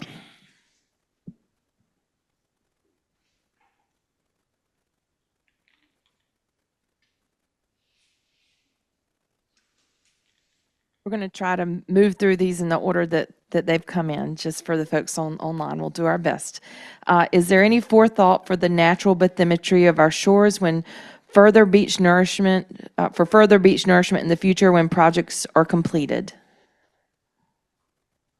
Bathymetry has to be measured from the borrow area where they're pulling sand from, as well as the planned project. And so bathymetry is certainly taken into account. The volume of sand that is being pulled from these borrow areas is oftentimes, small in comparison to the amount of sand in many of these shoals. Dare County is sort of lucky in the quality of sand and the amount of sand that it has offshore, and not that far offshore relative to some of our sister coasts to the south. So from a sand resource perspective, Dare County is doing fairly well. I'm not saying we have the resources to get that sand, but the sand is out there, and the bathymetry is taken into account. And what is bathymetry? Sorry, it's changes in the depth. So think about shoals, the shallow areas versus the deeper areas. And so evaluating how the depth changes, where the sand's being taken from, but also near shore as that project is being built, the depth that they create by adding sand to the beach. Okay, next question is, the slides mentioned beach nourishment for Buxton, but South Nags Head is in need of this too. Nags Head is, that's an area that does see a project every roughly 5 years or so. And so Nags Head and the northern beaches tend to align when they do their nourishment projects. And so right now within Dare County, it's most of the northern beaches, if not all. And so Nags Head North, Avon, and Buxton. Nags Head is planning a beach nourishment project in the next 2 years, and that project will actually taper into Cape Hatteras National Seashore. So we're processing their permit application so that the taper can start right at the stormwater outflow pipe at the south end of South Nags Head and come into the park so they can fully realize the design of their project. And Cape Hatteras National Seashore developed a sediment management plan in 2021 so that we did not have to perform a new environmental review for every time either Dare County or partners, for example, in Nags Head wanted to perform beach nourishment project that might also come into the seashore. So we did that and have a variety of conditions associated with that. And those conditions are similar to the conditions that the state of North Carolina has and the conditions that the Army Corps of Engineers has. They're an important permitting agency that permits beach nourishment projects. So that allows us to provide all that information up front and process a beach nourishment permit application quickly. We also require monitoring associated with those projects because you may know that there are impacts when you nourish a beach, particularly in all of the organisms living near the shoreline. And so we're looking to see that all of those things, the sand crabs, the coquina clams, all the things that make up that ecosystem recover quickly. And actually some of the research on that has been done by Dr. Corbett. And the nice thing about the Outer Banks is that we tend to see that those communities recover very quickly, which allows us to permit the projects again on the frequency that our partners are asking for. And just for those that might not be familiar, so beach nourishment is essentially addition of sand onto the beach as a temporary, not solution, right? So as a temporary amendment, I guess, to the beach to buy time. Literally you are buying time. It does not change the processes that I spoke about earlier, the shoreline erosion, sea level rise, those things that are leading to these high erosion rates of 5, 10, 15 feet per year. That doesn't change with beach nourishment. Beach nourishment buys time to develop what the next solution might be. That's ultimately what you're doing with nourishment. That's why it's usually a beach nourishment program or project. It's not a single event. It's an event planning for the next event and hopefully planning for what we're going to do beyond nourishment, because it's not the solution to the problem at hand. All right, next question. Great, thank you. Acknowledging that FEMA BRIC program has been shelved under the current presidential administration, did NCEM ever submit a BRIC application for beach nourishment or anything to help address this overall issue? And do we have Steve online? Yeah, still? I'm on And the could you line. explain what BRIC is as well? Thanks. Well, BRIC, for everybody in the audience, was the Building Resilient Infrastructure and Communities program that FEMA sponsored from 2020 till 2023. Barton, I don't believe we ever did a beach nourishment package for you, did we? Yes, we did submit one. I think it was 2022 or 2023. It was submitted, and we did get feedback, I think, from the National Review Panel. It could have been the North Carolina Emergency Management Review Panel, that it was not eligible to be awarded, again, due to cost and the temporary nature of the nourishment. Okay, so that would have been from the national panel. Yeah. Yeah, the national panel would have made that. So Yes. the answer is yes, it was submitted. I had to ask Barton to verify for me because of all the number of projects. But if we receive feedback like that, that would have been from the national panel.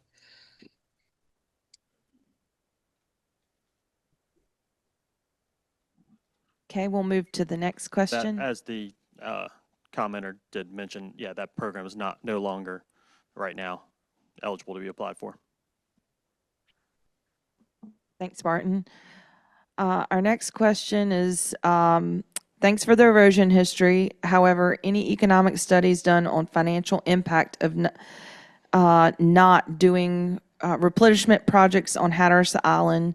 $2 billion added to the North Carolina economy from visitor spending per year from this area. Where does that number go as our beaches are overrun with abandoned and collapsing homes? Investments discussed tonight total around 3% of the annual economic impact per year, which seems like a good investment to keep up tourism.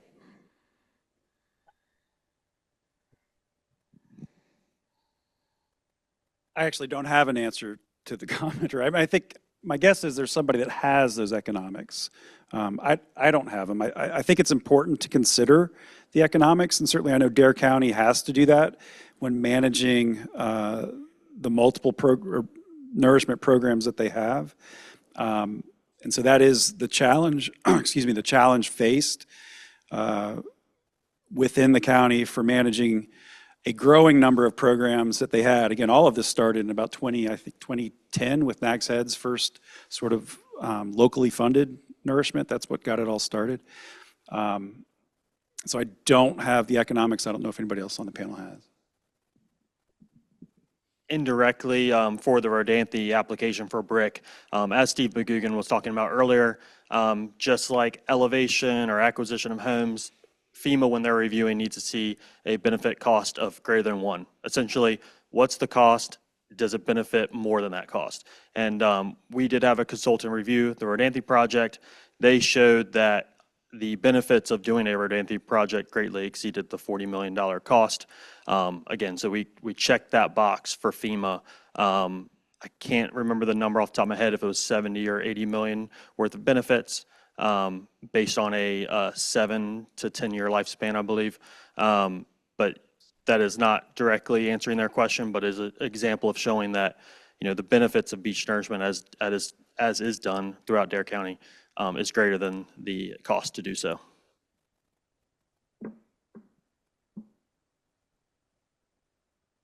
Great, thanks, Barton. The next question is, can you please tell us about the beach nourishment timeline?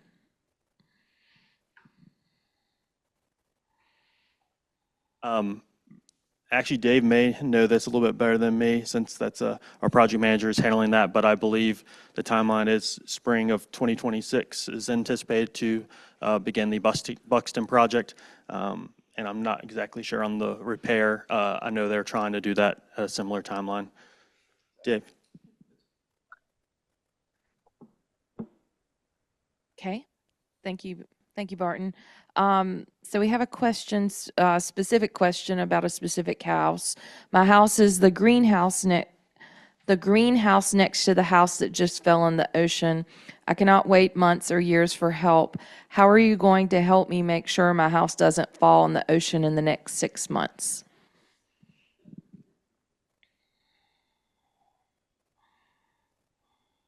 So this is a good question, and while our panelists are considering it, I'll say thank you to whoever put this in the chat.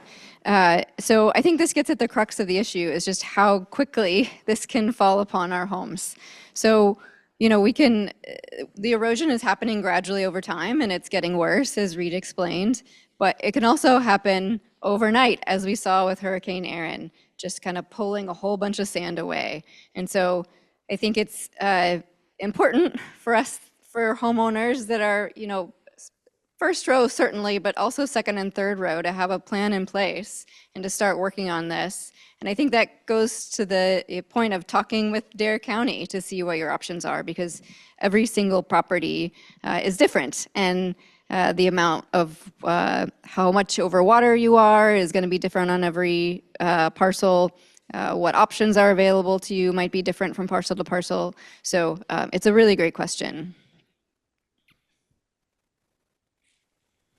I will just affirm, as far as on the grant side for acquisition or elevation, the timeline has been 2 to 3 years plus.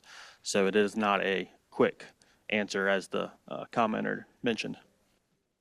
Yeah, and so to expand on that a little bit, so Steve McGugan was here from North Carolina, or is here from North Carolina Emergency Management, is with us online. He explained that there's 2 programs now available through FEMA, the Hazard Mitigation Grant Program, and occasionally there is also funding through the Flood Mitigation Assistance Program. Those are called HMGP and FMA, respectively.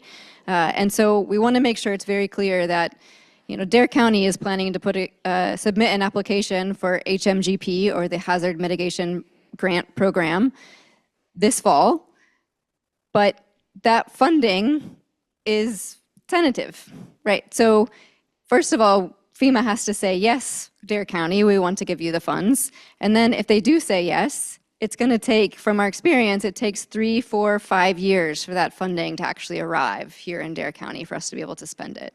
So know that, in the meantime, if your house happens to collapse, that means you're no longer eligible to receive those funds. So, but it still doesn't hurt to fill out that the voluntary interest form. That I think we've put a link to that in the chat, and we'll share more links to it here in the room.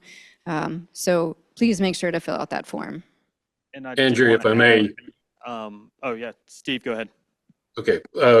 Please understand that, first off, the time is not terribly that long, but it does take time because it has to go up, it has to be evaluated by FEMA, and then the funds approved.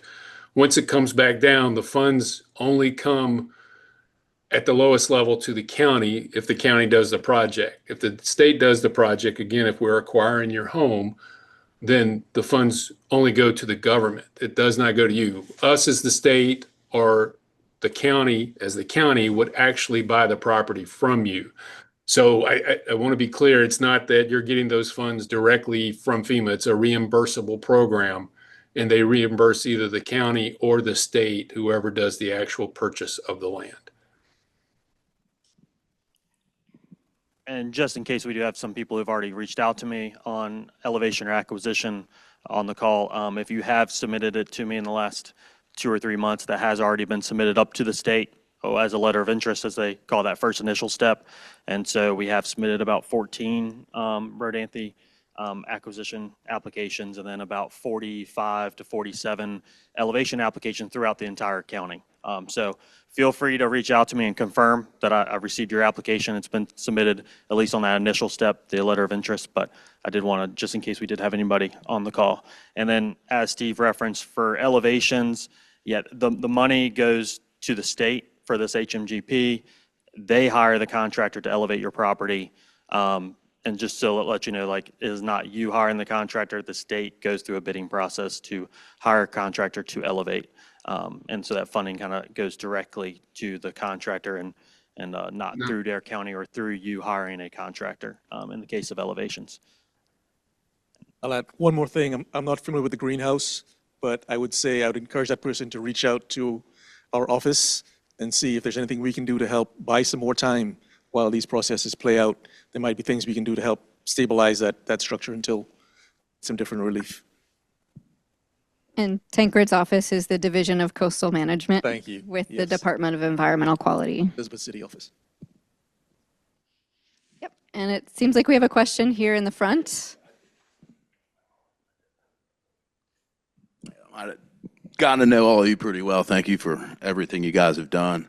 That last comment about the greenhouse in Buxton, everybody's terribly sorry the way Tower Circle looks right now.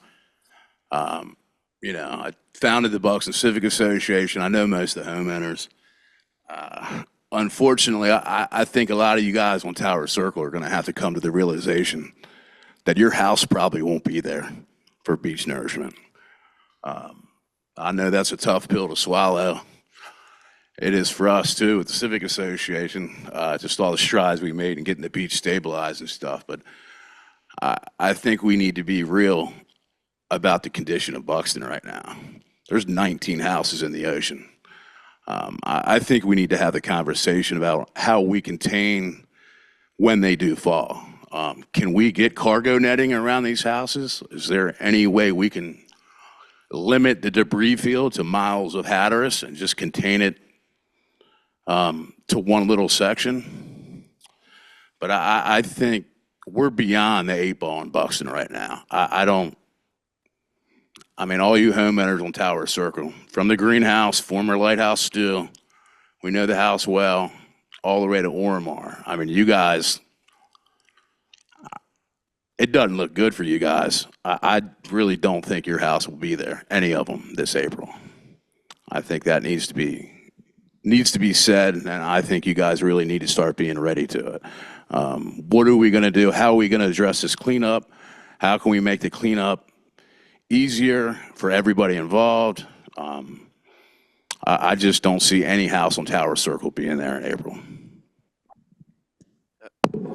Brian, regarding if somebody does think their house is going to collapse, we would just encourage them to try to get a cleanup permit for us and to secure a contractor. We provide that free. It takes just a few minutes to fill out. And we like to work with the homeowners to see what can we do to partner with our contractors. We typically find that it takes dozens of people up to a week. We were very lucky with a house that recently collapsed in Buxton because probably 75% of it actually stayed on the beach. And their contractor, who responded immediately, pulled it up and prevented, like I said, the large majority of it from going in the ocean. And that meant that we had 30 staff out the next day, and by the end of the day, they had cleaned most of the debris up. So that's good. It's all about a quick response. So we would just encourage folks to reach out to us, and we can work with them and try to develop a game plan. You just have to be prepared, and especially when the ocean's rough and there's a strong current. If you think about a longshore current that's moving just a few miles an hour, it doesn't take long in a 12-hour period for the debris to be more than 10 miles away. We have had folks ask about cargo netting, including folks in the room here, and we've looked into this a little bit. The issue, of course, is that it's a very, very powerful ocean, so without some type of a serious mooring buoy to moor one side of the netting, it's very difficult. The one thing that also saved some of the southern portion of Buxton and the Cape Point area from a large debris field was actually the southernmost jetty, which stopped a lot of the large wood from going around it and made some of the cleanup easier. Okay, we have about 10 minutes left, so maybe we'll start with 2 more questions from the online chat.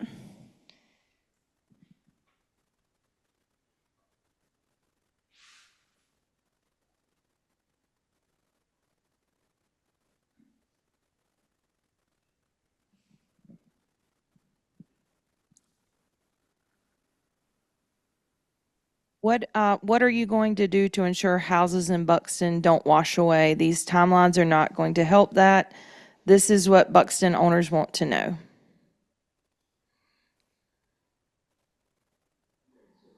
Address as best. I mean, Brian said it pretty clear, as hard as it is to hear. And I think working with the park to try and manage some of that.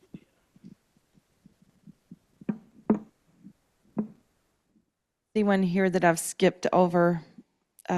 Is there a resiliency office looking for a holistic approach like the Dutch have been doing for decades to improve survivability of the shoreline and the structures?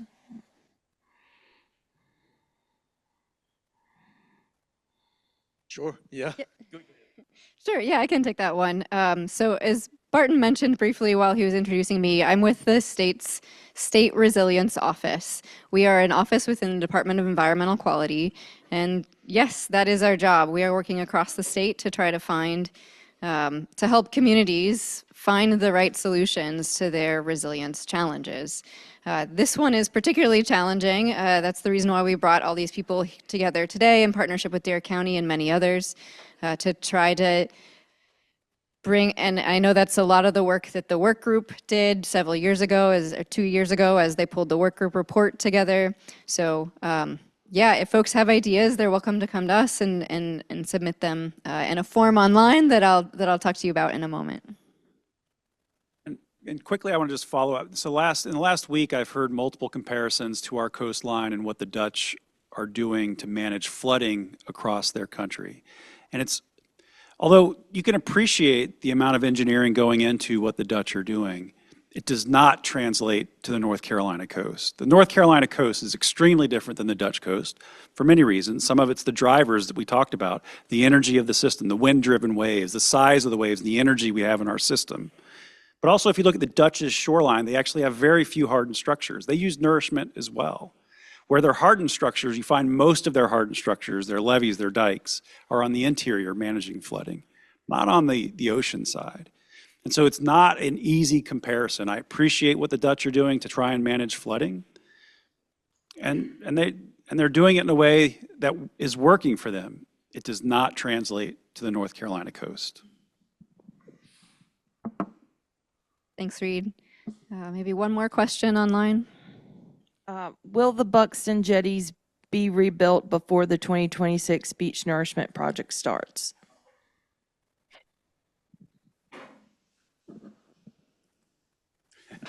Again, I think Dave may know this better since he's the one permitting. I think it's concurrent is the plan, but I'm not sure of which one will precede the other. My assumption would be beach nourishment, but I'm uncertain of that. I would have to talk to our project manager. Yeah, what's been presented to us is that both projects would occur sometime this summer. Not exactly clear if the nourishment would mostly happen before the groin, but it sounds like it would be that way based on the information that we have.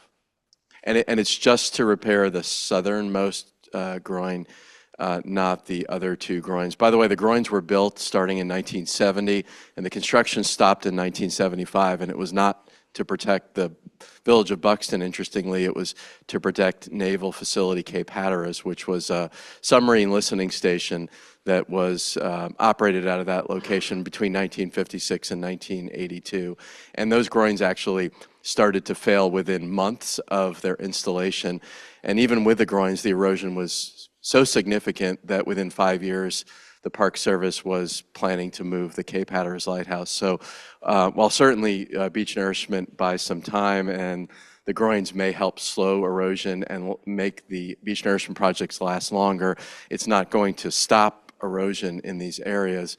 I do want to really compliment Dare County for all the work they've done to assist with beach nourishment in Buxton. As Barton mentioned, in 2017, they invested over $20 million and nourished the beach with, I think, about more than 2.5 million cubic yards of sand from a borrow source just offshore. And within a matter of months of that project occurring after some storms, the ocean was still washing across the highway. They redid the beach nourishment project again in 2022, and within a year, we had structures that no longer had dunes in front of them, and the same structures we're talking about today. So while clearly those projects can buy time, they're not necessarily going to create a long-term solution without very frequent reapplication, especially in the rapidly eroding locations, at least based on what we've seen in Buxton.